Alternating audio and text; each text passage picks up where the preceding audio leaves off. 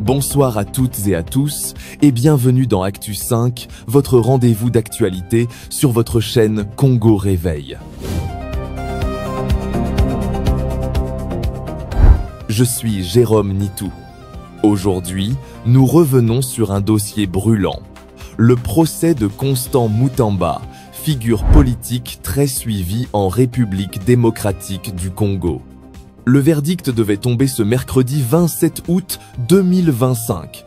Mais, coup de théâtre, la Cour de cassation a décidé de reporter sa décision. Désormais, tous les regards sont tournés vers le 1er septembre 2025, nouvelle date avancée pour le prononcer. Rappelons d'abord le contexte.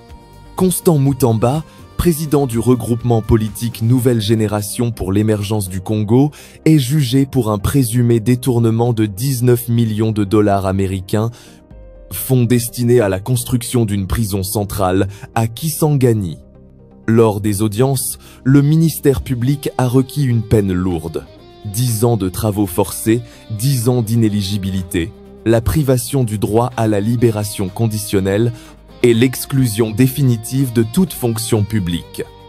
De son côté, la défense a plaidé non coupable, dénonçant ce qu'elle appelle un complot politique visant à écarter Mutamba de la scène publique. Ses avocats demandent purement et simplement l'acquittement au bénéfice du doute. Ce mercredi, la tension était palpable aux abords de la Cour de cassation, dans la commune de Gombe. Un dispositif sécuritaire impressionnant a été déployé pour encadrer la foule, composée aussi bien de partisans de Mutamba que de curieux. Mais, contre toute attente, la Cour a annoncé que le verdict ne serait pas rendu ce jour-là. Un report de quelques jours jusqu'au 1er septembre, officiellement pour finaliser les délibérations. Ce report suscite déjà des interrogations. Certains y voient la preuve que le dossier est extrêmement sensible, à la croisée du droit et du politique. D'autres redoutent que cela ne soit qu'une manœuvre pour calmer les esprits avant d'annoncer une décision impopulaire. Pour mieux comprendre les raisons de ce report et les implications possibles, nous recevons Maître Jacques Lepetit, avocat et analyste des questions judiciaires. Bonsoir Maître.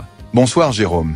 Et bonsoir à tous les téléspectateurs de Congo Réveil, c'est toujours un plaisir d'apporter quelques éclairages. C'est nous qui vous remercions pour le temps que vous consacrez pour Congo Réveil et tous ceux qui nous suivent. Alors maître, beaucoup s'interrogent sur ce report du verdict dans le procès Constant Mutamba.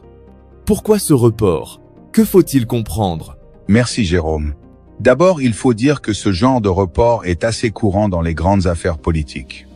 La Cour de cassation doit s'assurer que sa décision soit juridiquement solide et politiquement soutenable. 3 explications peuvent être avancées. Premièrement, la charge du dossier. Il s'agit d'une affaire complexe, mêlant gestion des finances publiques, marchés publics et soupçons de corruption. Les juges veulent sans doute éviter toute faille de procédure. Deuxièmement, les pressions politiques. Ce procès est suivi de près par le pouvoir, l'opposition et même la communauté internationale. La moindre décision aura des répercussions importantes sur l'image de la justice congolaise. Troisièmement, une stratégie d'apaisement. Repousser de quelques jours peut être une façon de réduire la tension dans la rue, de temporiser avant d'annoncer une sentence lourde ou un éventuel acquittement.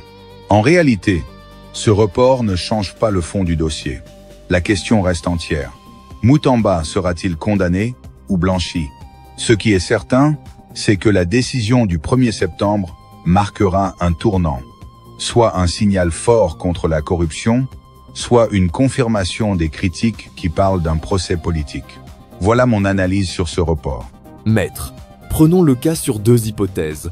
Si Constant Mutamba est condamné, que va-t-il se passer? D'abord pour lui, mais aussi pour la population, surtout cette jeunesse déjà chauffée à blanc. Merci Jérôme. Si l'hypothèse de la condamnation se confirme, les conséquences seront lourdes pour Constant Mutamba lui-même. Il perdrait sa liberté avec une peine de prison, il deviendrait inéligible pendant plusieurs années, et il serait définitivement écarté de toute fonction publique.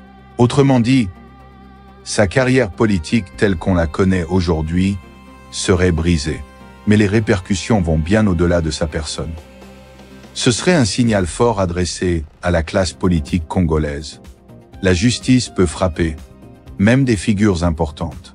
Pour la jeunesse qui le soutient, cela pourrait être ressenti comme une injustice, surtout si elle estime que le procès est politique. Cela risquerait d'alimenter la colère, les frustrations, et peut être même des tensions dans la rue. Maintenant, si nous prenons la seconde hypothèse, celle de l'acquittement, la lecture sera différente.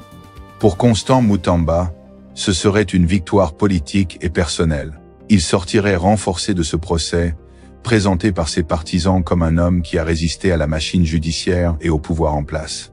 Il pourrait devenir un symbole de résilience et gagner encore plus de crédit auprès de la jeunesse et de l'opposition. Cependant, cet acquittement risquerait aussi d'alimenter le scepticisme d'une autre partie de la population. Certains y verraient la preuve que la justice n'est pas capable d'aller jusqu'au bout face aux puissants. D'autres diront que le dossier a été vidé de sa substance à cause d'arrangements politiques. Dans un cas comme dans l'autre, Jérôme, ce verdict aura un impact énorme. Qu'il s'agisse d'une condamnation ou d'un acquittement, la décision du 1er septembre marquera un tournant, et ses conséquences se feront sentir bien au-delà du prétoire. Merci Maître Jacques Le Petit pour vos éclairages précieux. Chers abonnés, chers téléspectateurs, nous arrivons à la fin de cette édition spéciale d'Actu 5. Permettez-moi de remercier chaleureusement tous nos abonnés fidèles, ainsi que les nouveaux qui nous rejoignent chaque jour. Votre confiance et votre soutien sont notre véritable force. Sachez que nous serons toujours là pour vous informer, en temps et en heure, sur les grandes actualités de la République démocratique du Congo, de l'Afrique et du monde. Et très bientôt, la chaîne Congo Réveil va élargir son offre avec des documentaires et des films pour que vous puissiez toujours profiter d'une grande variété de contenus depuis chez vous. Pour nous contacter, nos coordonnées sont affichées à l'écran et disponibles également en bas de la description de cette vidéo. Je suis Jérôme Nitou et je vous donne rendez-vous très bientôt pour un nouveau numéro d'Actu 5. Merci de votre fidélité.